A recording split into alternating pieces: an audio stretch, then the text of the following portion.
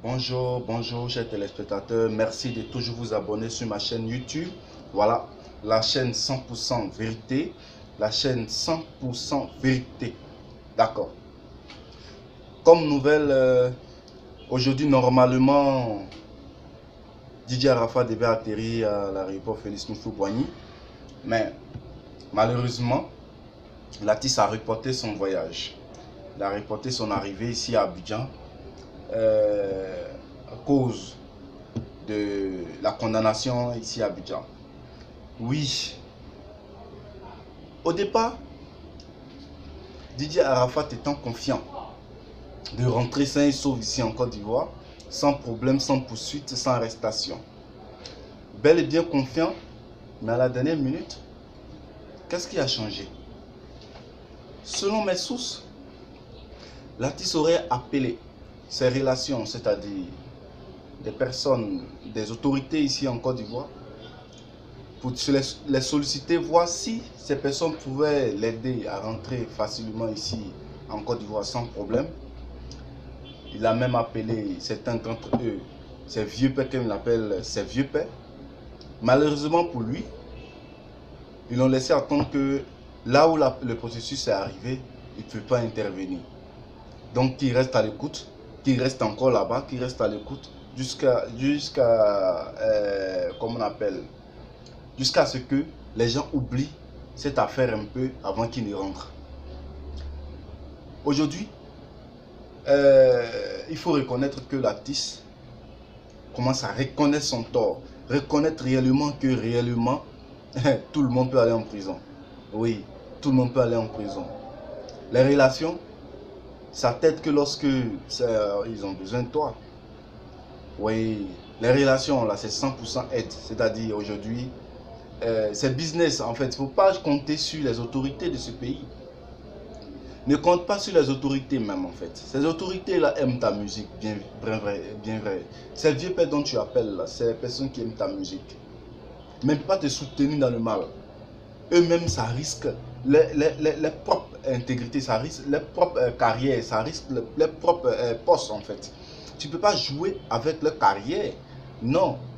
Chacun sa carrière. Toi, mais la manière que tu ne joues pas avec ta musique, c'est comme ça. Eux aussi ne jouent pas avec chose qu'on appelle les postes ministériels. Donc, il faut comprendre. Aujourd'hui, j'ai vu le jeune Naïr Marc Régis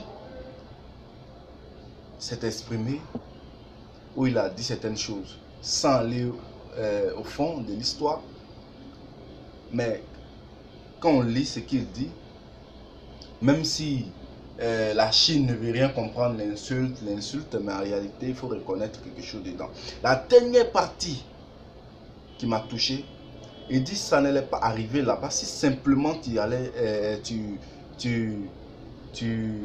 étais rentré à la maison demander pardon à la famille, c'était fini. C'est que Arafat Didier a refusé de faire depuis le début. Et jusque-là, il refuse d'aller demander pardon même à la famille. Non. Voilà. Les gens n'ont qu'à arrêter d'insulter. Parce que personne ne peut accepter ça. Personne ne peut accepter se faire maltraiter, même si tu es parti vivre. Aujourd'hui, nos frères là, qui vont à l'étranger, là, est-ce que vous savez dans quelles conditions ils vivent? Il y a d'autres qui vont vivre chez leurs camarades, chez leurs amis. Ils font 2 à 4 ans, 5 ans chez son ami. Il vit dans sa maison. Mais est-ce que son ami a le droit de vie et de mort sur lui? Non. Non. Il faut reconnaître que souvent, c'est les conditions de la vie qui permettent, ou soit parce que je t'aime, j'aime ton affaire, ta musique, je t'aime en tant qu'un vieux père. Et puis il est parti, pas à cause d'Arafat, il est parti à cause du petit frère d'Arafat. Ils sont devenus des frères sang et il est resté chez Arafat. Mais pourquoi les gens déforment les trucs? Parce que c'est Arafat. Pourquoi? Parce que c'est Arafat, donc lui, il ne doit pas aller en prison.